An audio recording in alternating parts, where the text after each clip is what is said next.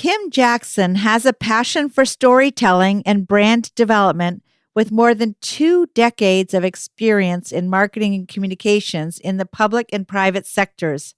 She has worked in various industries, including health and fitness, skiing, snow sports, travel and tourism, and most recently in the nonprofit sector. She has experience in brand building, storytelling, and messaging. Her work spans from writing hard and featured news stories as a reporter for the Boston Globe and the Gloucester Daily Times to being the PR director and communications manager for a large corporation in Boston and for Killington Resort, among others. She has placed stories in the New York Times, the Wall Street Journal, the Boston Globe, and Boston Herald, as well as Sports Illustrated, plus hundreds of local, regional, and national publications and social media outlets. She holds a BA in journalism from the University of New Hampshire and enjoys skiing and outdoor activities. Welcome to the PR Maven Podcast, a podcast all about growing your network and building your brand through traditional and digital networking techniques. I'm Nancy Marshall, the PR Maven and CEO of Marshall Communications. I've been strengthening brands through PR for over 35 years, and now I'm celebrating the success of executives, influencers, business owners, and entrepreneurs from all around the world, all of whom have cultivated their brands and broadened their networks through traditional and digital networking methods. Each week, I interview one of these interesting and influential individuals and provide an opportunity for you, the PR Maven Nation, to gain insights from their strategies and stories. So stay tuned for this week's episode, and thanks for listening.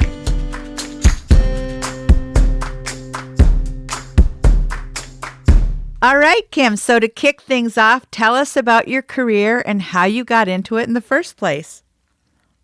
Sure. Well, I kind of stumbled into it. I went to school for journalism and English, and I had my sights set on being the star reporter at the Boston Globe in the sports department. That was my end-all, be-all, and really, that's what I wanted to do. So when I graduated college, I was going to do a little, travel the country across and ski bum for a while. I totaled my car halfway across the country. No. And I know. And so I was determined. I was like, okay, I'm going to come back to Boston. I'm going to make quick money, and then I'm going to go back out there. Well, the quick money turned into a job that I loved in communications in Boston. And I stayed there for 5 years. Where was that? Needless to say, that was at a company called Health Development. And the corporation itself we owned health and fitness facilities throughout the Boston area. So the first club that they opened was Sky Club, which was right in the financial district on the top floor of one of the buildings there.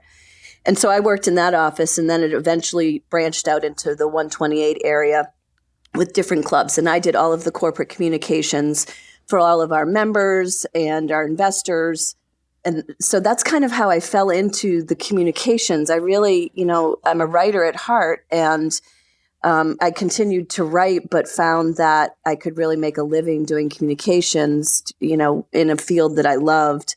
I love sports. I love health and fitness and all that kind of good stuff. So it was one of those things where I was glad that I found a job I loved, but I wish I hadn't, because it almost threw me into the workforce too quickly. Yeah. And I never got that ski bum experience that I wanted out west. Oh, darn. But then you worked at Killington later. So, of course, I know from personal experience that when you work at a ski resort, you don't end up skiing nearly as much as you do if you don't work at a ski resort. I was always excited to host media. That was the best part of working at a ski resort in PR, because you'd have media come in and you'd have to show them around the mountain. Totally. So that was the way we got out. And, I really got to show everybody the lay of the land and ski at the same time, which was awesome. Yeah, I know. When I think back to the time when I worked at Sugarloaf doing that, I feel like it was a dream come true because I had this expense account and I had a season's pass and I had a condo at the base of the mountain and I could just like, and I have friends still now like Tom Caron, TC, who's works for Nesson. He does the pre and post show for the Boston Red Sox. And like, I got paid to hang out with him. And then we'd ski all day, go out to lunch, do après ski, go out to the bars at night, get up and do it again. It's like, OMG, I cannot believe this is really my job. I know. It's true. And then the travel that came with it. I remember I went to the London ski show and you'd have to go out west to certain shows and media events. And I was like, wow, this is pretty good. I think I like this gig. I'm traveling, I'm skiing. And the best part is like you got to talk about something that you loved, like skiing was such a passion of mine, still is a passion. So to be able to talk about that with people, it was that natural connection of, wow, I get to tell the story to others about skiing and I get to do it myself. And it was a dream come true for sure. Yeah, I know. Almost too good to be true. Exactly. So tell us about what you're doing now. You have an amazing job now. I do. And, it's funny, things come so full circle. And I was at Killington for a long time. I was actually at Ascutney Mountain Resort for a couple of years. And I had my own PR business with folks in the ski industry. And one of those clients was Vermont Adaptive Ski and Sports. And we do sports and recreation for people with disabilities throughout the state of Vermont. About half of our folks live in Vermont that participate with us. And then the other half are from out of state, traveling just like anybody would to go on a vacation. And they were a client and the workload just got so big that all of a sudden we said, well, let's flip the switch and go on staff. So I'm the communications and marketing director for that organization now. And in the nonprofit world, I left the consumer world for nonprofit, and I love it. It's you're doing PR and communications and telling stories that make a difference, which is really cool. Yeah, that's awesome. So do you actually get out on skis now? Well, I should. My office is at Pico Mountain, and we do skiing at Pico and Killington, at Sugarbush Resort, and at Bolton Valley, and Suicide 6 in Woodstock. So yes, I do get out. I don't get out as much because my role has changed a lot in probably the last 5 to 7 years, as far as being the person, boots on the ground, going out with a media person versus being the creative and the strategic and the branding behind the scenes. So I do a little bit of both, but I do ski, but not as much as I'd like to. Oh, yeah. Well, I know. I feel that way too, especially on those bluebird days. It's like, darn, I wish I was out there. I know. Exactly. And it's hard because, I got to get stuff done, but you want to go take a couple runs. And so it's a fine balance for sure. Definitely. Yeah, that's one of the conundrums of doing PR is you want to be experiencing the thing that you're talking about, but you also need to be in the office talking about it and writing about it. Exactly. Yeah, so exactly. Wow. And it does make it hard. I mean, I think too, with the way communications has changed so much now too, with video and photography, that you have to be out there. I can't just sit and write about the experience anymore. You have to show it. So exactly. That kind of forces the hand a little bit too, which is good. Well, Chip Carey, who was my mentor at Sugarloaf when I first started working there, used to always say, remember, this is a visual sport. We've got to show the visuals. And don't ever put out a press release unless you have a visual with it. And that's the way to get above the fold in the newspaper. So, yeah, and actually, that's what we were aiming for back then. And we still do to some extent now, but obviously there's so much more content that we put out. So that leads to my next question is, what is your best how-to tip for PR, marketing, social media, or personal branding? My how-to tip, I think for me, is being authentic and telling the story from your heart. When you do those two things in whatever medium you're doing in PR, whether it's social media or press releases, email marketing, what have you, when you tell that story and you tell it from the heart. It resonates with people. It drives emotion, and then it triggers them to want to act on that. So when I come up with my content, I look at all the different avenues of PR and communications, and I try to tell a similar story in different ways, right? So my press release might have the nuts and bolts and all of the who, what, when, where, why, and how that have to be there. But then the social post that might look like that will have a little bit more emotion. And obviously a video or a photo is going to have even more so. But it's still all telling the same story. So I think keeping that consistency of your message and what you're trying to say or what you're trying to pitch in whatever channel you're using is really, really important. Well, obviously, yeah, that's the foundation of a brand is the consistency of the messaging. Exactly. And, doing the work with Vermont Adaptive, obviously you have a lot of compelling stories to tell. I'm sure people that overcome challenges because, they all of a sudden they can glide on snow, whereas they might not have thought that they could, considering their disability or having had an accident or something. I mean, tell me about how you handle that. It's a very fine line, and it took me actually a little while to kind of break through my I don't know if it's perception's the right word, but trying to break through I have to tell a story about one of our athletes or maybe one of our volunteer instructors, and I have to tell it in a way that pulls at emotion but doesn't become an inspiration, because people with disabilities are not our inspiration. That's not why they do what they do, why they go out and do sports or why they go out and ski, for instance. They ski because they want to ski and they want that same, thrill of feeling a great turn in fresh corduroy after the trail's been groomed, or, feeling the wind in their face or the sun. They want that same experience just like you and I do. So we tell the story more of how do we adapt either the equipment or the instructors on the lesson might tailor it differently to meet the need of the disability so they get the same experience, but without showing that, oh, wow, look at that person did that. What an inspiration he is. Because that's not what we want to convey. We want to convey that anybody can participate and anybody can play and have a great time doing it. And you can do it with your friends and family, whether you have a disability or whether you don't.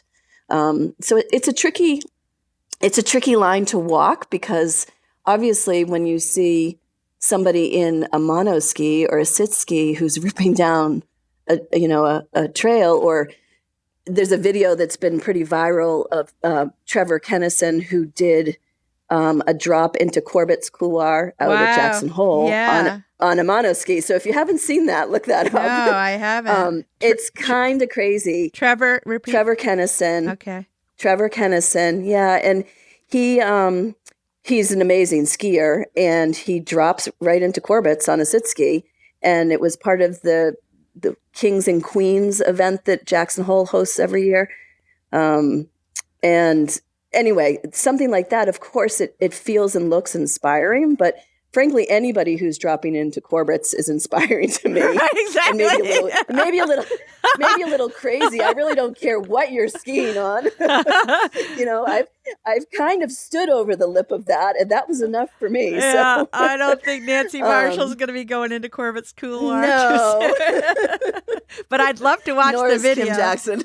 Love to watch the video, Trevor. And we'll put a link in the show notes to that. So, it's a tricky fine line, but at the end of the day, my goal is to be able to tell the stories of our athletes, our participants, our volunteer instructors, so that other people want to come and recreate, because we believe that everybody has the right and ability to recreate and play in the outdoors. And that's, for Vermont Adaptive, that's our message. So I try to make sure that gets in the story without too much of the, we call it, it's a disability porn, so to speak, like trying to put, all this inspiration and empowerment and all this crazy stuff into something where the person who's actually in the video that's not what they're thinking. They're out there because they want to ski or they want to be mountain biking or what have you. And so it's important in my world to be able to distinguish those kind of things within my stories.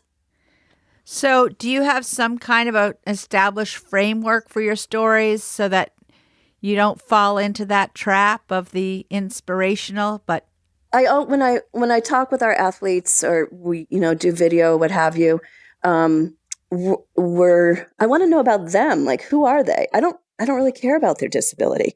We don't talk about the disability. We don't ask questions or how long have you had this injury or how long have you been paralyzed or what have you. It's really just like, who are you? What do you love to do? And more about the person and that storytelling about a profile of a person versus focusing on that disability and what do we have to adapt to get that person to be able to ski with, maybe they have a prosthetic and they only have one leg and the other's a prosthetic. Are we going to put them in what we call a 3-track where it would be one ski with some outriggers, or is it going to be a 4-track? Like, that's not part of the story. The story is, oh, well, this person's actually a doctor in Boston and they're working on some crazy research or what have you. That's the story. That's the person. And that's the story we want to tell so that it shows anybody can participate. It doesn't matter who you are. Sports is for everybody. Nice. I like that. I like that because, yeah. I mean, everybody's got something. And so, I mean, we absolutely. Our disabilities might not be that obvious, but we all have challenges. Everybody has challenges, whatever they might be. And so it's the person. There's so many facets that make up a person, right? So which things do we choose to focus on? Well, I want to know about the person. I want to know what makes them tick and what they're passionate about and why did they decide that they wanted to go on a ski vacation? That's what's important. How did they choose that? Or why do they like canoeing and kayaking so much? Or what's appealing about hiking to them? Just like, I love to hike because it's quiet and there's, hopefully you're out of cell range and, there's certain things that make me tick. And so it's fun to learn about other people and what makes them tick. And that's what the story's all about. I love that. That's awesome. So how do you measure your success in all of this PR, social media, and marketing that you're doing for Vermont Adaptive? Well, storytelling and PR don't necessarily produce ROI, right? Like direct sales do or what have you. So it's tough. There's social media and your web analytics, and you can look at it that way. And I do look at that to some degree. But what I really do is look at how that reader has reacted to the story or how they've reacted to the video based on the emotion and how they react to the call to action that's in there because of that emotion. It's tricky. It's definitely tricky to measure it. And I measure it kind of generically because our programs continue to grow and grow and our reach is much more national than it ever has been.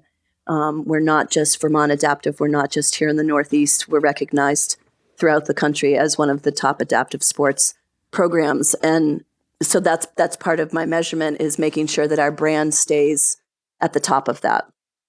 And when I feel like we're starting to slip a little bit or, it's like the ski industry competition. You're looking at others. You're definitely seeing what others are doing. And National Ability Center out in Park City is kind of my role model and my go-to. And if I'm staying at a level where they are, I feel like that's a good benchmark for me as far as what they're doing with their communications and their marketing.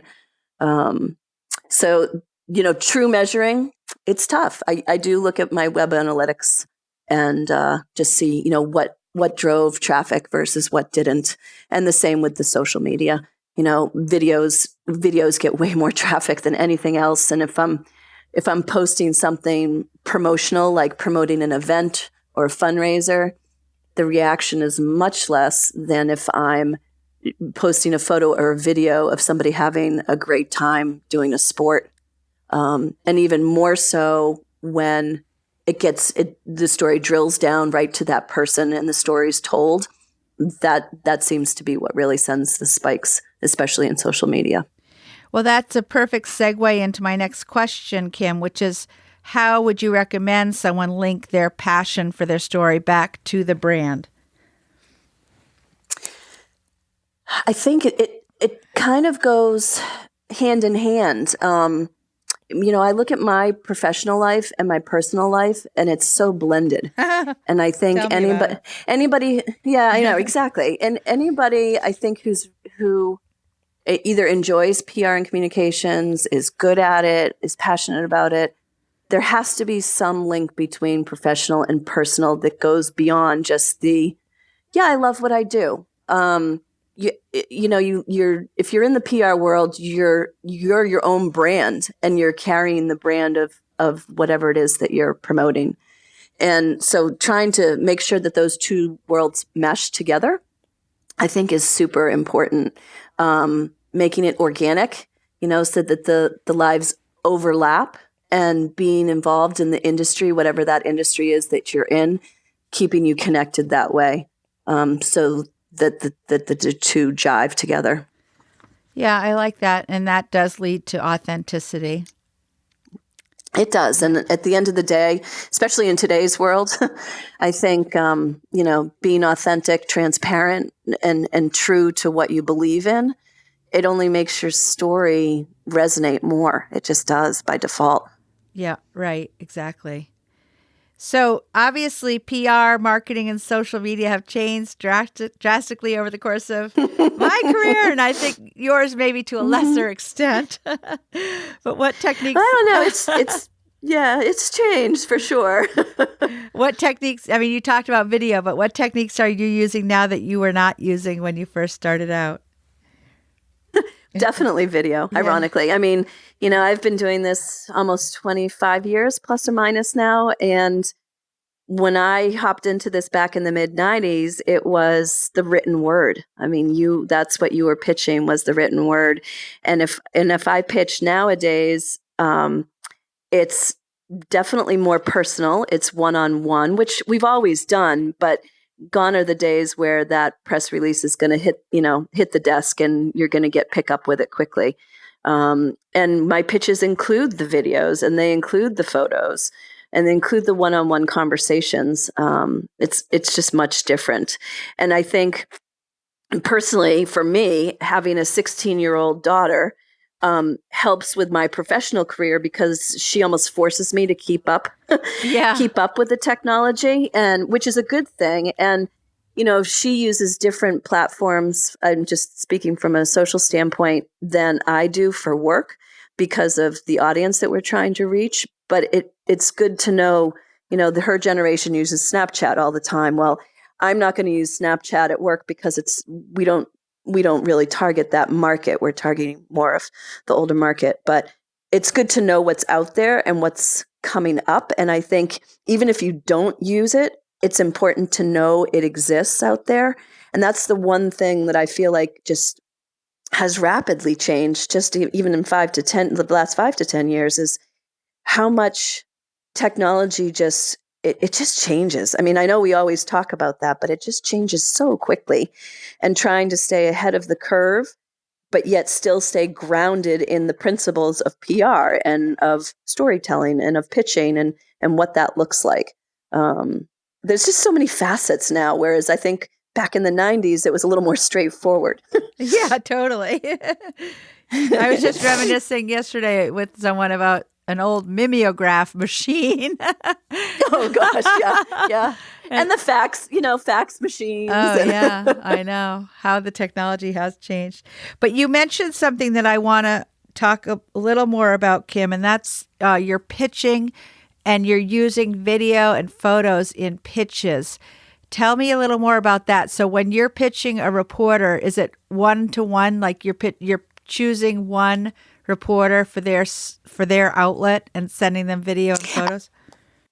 I do. And, I still do a combination of both because I'm a firm believer that there's not a one size fits all. And so you adapting to knowing who you're pitching, if it's a reporter, if it's somebody who does social content for, something on Facebook, what have you, and finding out how they like to receive things, what they are looking for, and then tailoring that pitch to what they need. It just resonates so much more. I think you get more longevity. It builds that relationship with that reporter or that editor that is key. As Nancy Marshall Communications. It's all about relationships. So how that goes. And I don't think that's gone away.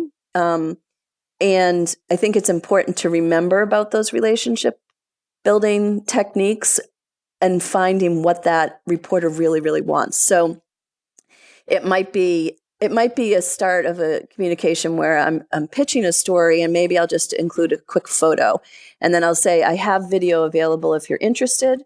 Do you want to learn more about the story? What kind of time do you have to invest?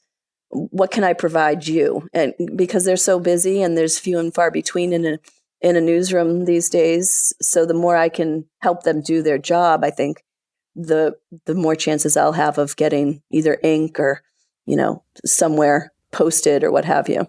There's so much I wanted to suss out of this.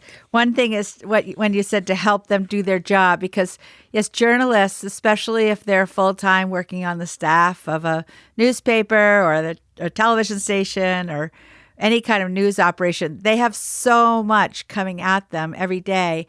And the more you as the PR person can help provide them with more information, and as you said, videos and photos and details, the more likely you are to get a bigger story, as well as build that relationship. So they'll remember the next time, oh yeah, that Kim Jackson, she was so helpful. I'm going to call her.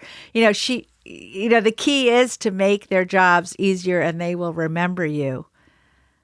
Exactly. And I think too, the staffs at publications, whether it's newspaper or radio, they're shrinking. They just are. And that traditional media world is changing for them.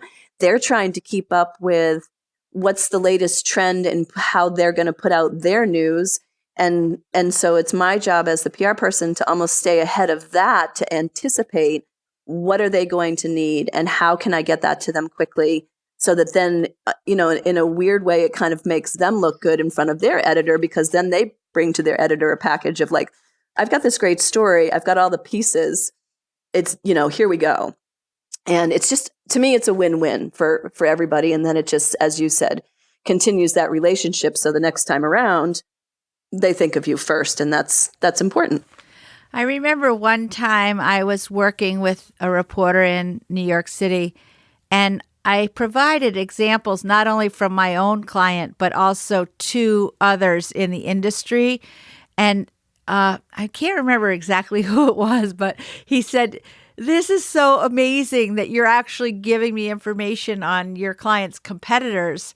But I realized that having 3 examples was going to help his story so much more than for him to have to identify who the competitors were and call them himself. So I think you're spot on when you say, remember as a PR person, just to be helpful. I've even, with some of my employees, said, we are the servants of the media. And some of my employees don't really like that. They don't like to think of themselves as servants. But you know what? If that helps get stories, I don't care. Exactly. That's what you are. Well, and I think back to my days as a journalist. I was a reporter at the Gloucester Daily Times, and then I did some work for the Boston Globe back when they had a Manchester, New Hampshire bureau, which that's long defunct. But I think about that. And when I was on the journalism side of it and on the reporter side, what did I need? And who made my job easier for me? Those were the people I was going to go to find, information. Those were going to be my sources. Those were my people. And I think we do that just organically in our daily work lives, right? Who do you network with and who do you connect with that's only going to make you do your job better? And if you think about, that's how a reporter is thinking. They want the best story. They want the scoop. They want something that's going to, make people either buy the newspaper or click through to read the story after they see the headline. So it's the same thing. It's just a different profession. You're on different sides of the coin. And of course, if we can make it fun too, they'll remember that. Exactly. We share a mutual. Skiing is pretty easy. I know. We share a mutual contact in Maura McCarthy, who's our friend from the Boston Herald. And of course, she herself is fun on wheels. And so, it's like every time I get together with her, we feel like we're twin sisters separated at birth. Exactly. And it's like, oh yeah, we want to work together because it is fun. Because it's fun. Exactly. And I think that's what obviously has kept me in the ski industry. It's what gravitated me towards it. And then, even though I'm not directly at a resort anymore, I'm still within the industry, and it's fun. At the end of the day, you're talking about fun things and getting together with people who are like-minded, whether they're a PR person or a journalist or a blogger or what have you. And I think you're absolutely right. Fun is key. Yeah, exactly. Well, we're going to take a quick break and we're going to come back with Kim Jackson, who's Director of Communications and Marketing at Vermont Adaptive Ski and Sports. But first, I want to talk about the PR Maven podcast listener line. And we have been getting a lot more calls to the listener line, which I think is terrific. You can call 207-620-9075 and get in touch and ask me any questions about PR and marketing and social media and personal branding, all the topics that the PR Maven loves to talk about. So please call in, again, 207-620-9075. It's a recorded line, and you can record a question, and I will respond to it on one of my future episodes of the PR Maven podcast. And now we're going to have our book and things to do today pad giveaway. Kim, you might be getting one of these in the mail, just saying. The highly coveted people there's a certain personality type, and I think you and I have it, and that's like people who love to make lists and then check things off. And sometimes we even write the thing down after we've done it just to have that satisfaction of checking it off. It sounds a little familiar. Yeah. And then I have a book that I wrote called PR Works. And so if you want to win a pad and a book, please go to prmaven.com/giveaway and you could be our next winner. And we'll be back in just a moment with more from Kim Jackson. The Trek Across Maine is one of Maine's best traditions.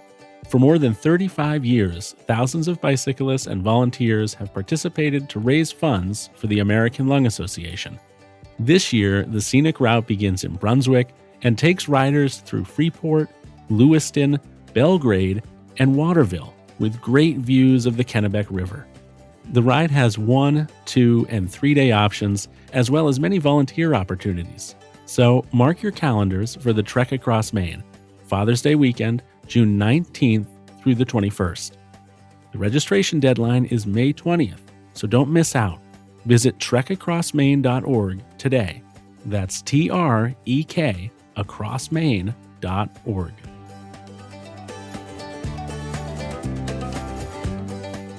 Welcome back. And today we're talking with Kim Jackson, Director of Communications and Marketing at Vermont Adaptive Ski and Sports. I want to dive right back in with some more questions for Kim. So most successful people, Kim, have a network of fans and followers, either online or in person or both. Tell me how you have built your network of fans and followers, and has it been a conscious goal or has it happened on its own? Well, it definitely hasn't been conscious. I think it's been fairly organic. And I think it goes back to what we were talking about of, these like-minded people just having fun. And my network, again, the professional and the personal life just overlaps so much that that's kind of how the fans and followers and the network have developed. Just people who enjoy doing the same thing that I do, whether it's professionally as a PR person or as a storyteller, whether it's personally as a skier. And that's really how things have developed for me. I haven't really ever marketed myself, my brand, because it's just kind of come hand in hand with what I do professionally.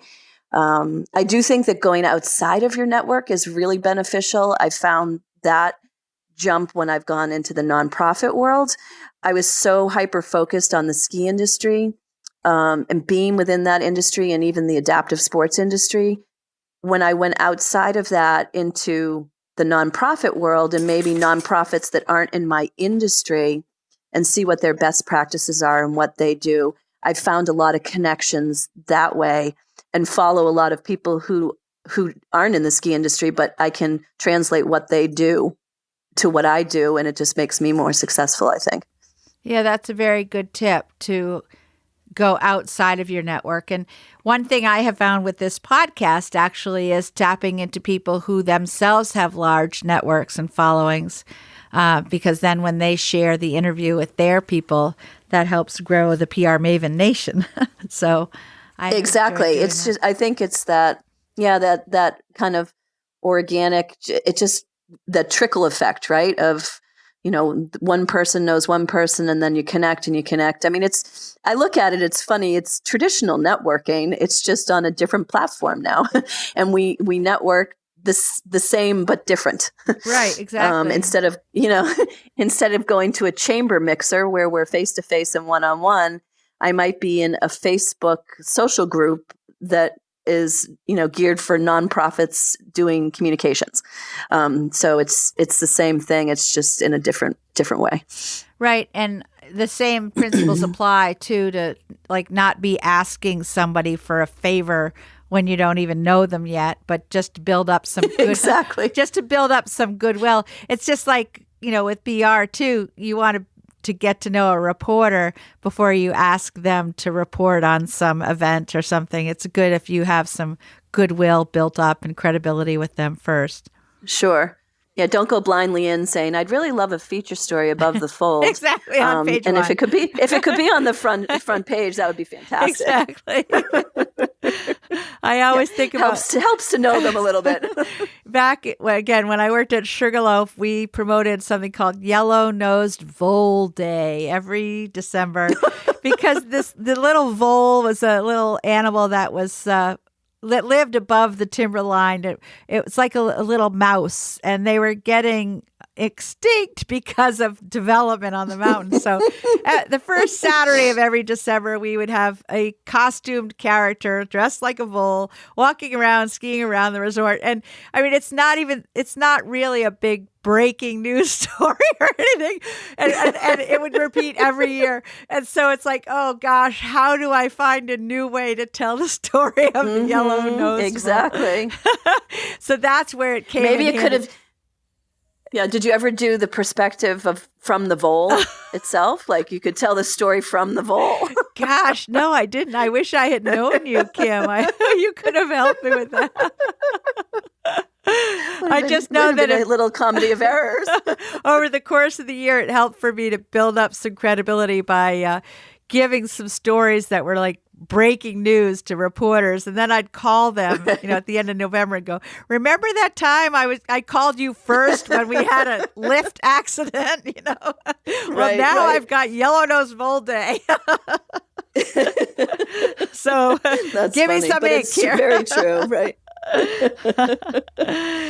So Kim, That's funny. in doing your PR and marketing work, is there a resource such as a book, a website, or an app that you have found helpful, and why is it?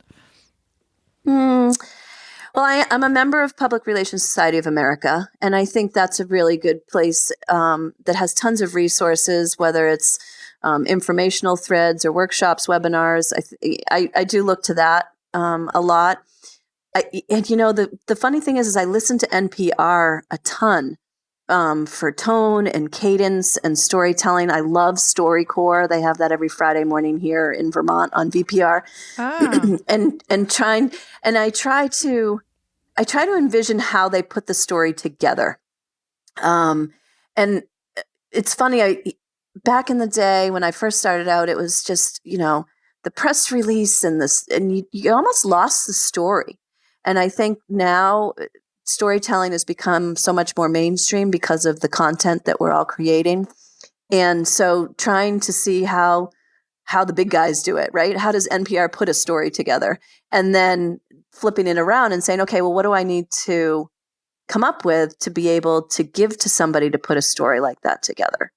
So those are kind of a couple of my go-tos. I mean, I do have some, things on Facebook that I look at every once in a while, but PRSA has a lot of great stuff in it, and I do use that a lot.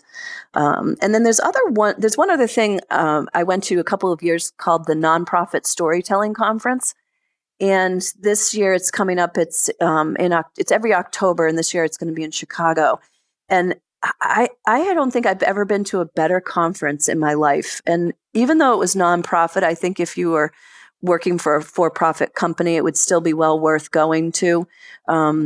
Just talking about, again, this obviously the storytelling aspect of things, but I had so many tips and takeaways and best practices from that conference that it's at the top of my list from anything I think I've ever attended. So that could be something that somebody might be interested in looking at too. Oh, that's great. We'll put a link to that in the show notes as well. That sounds like a great conference. Yeah. I love going to conferences because, well, of course, I just love meeting new people and learning. Shocking. And learning new things. And I just get so excited when I get to go to a conference. I know.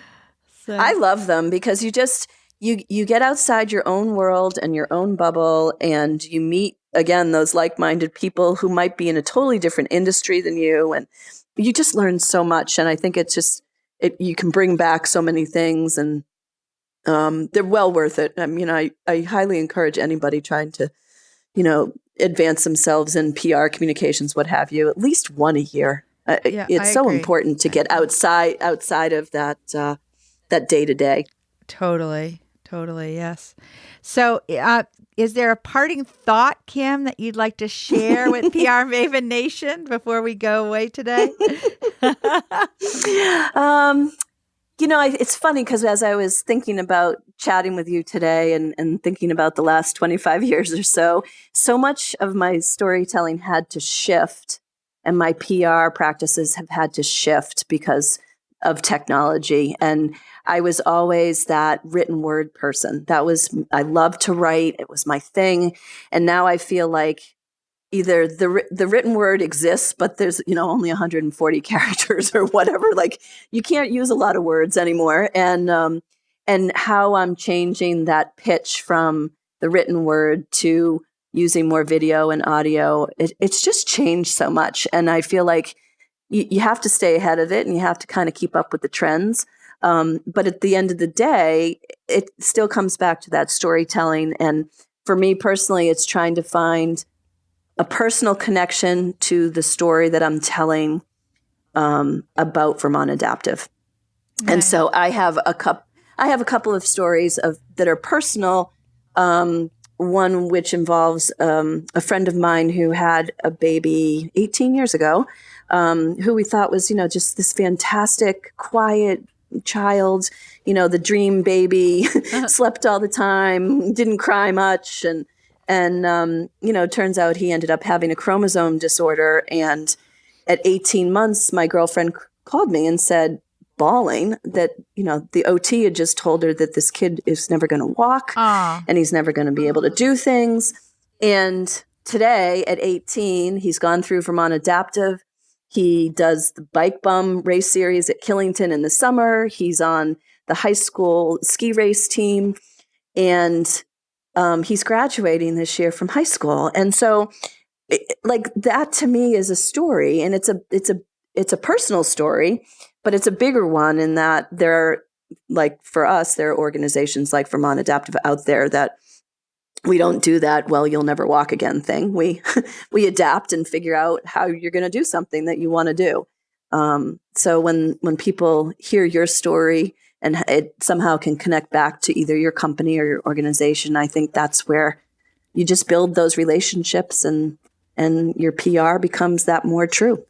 Right. And I mean, one of the big things I say about building a brand is finding people that walk the walk and talk the talk, and people that love your brand so much that they're willing to make it part of their DNA.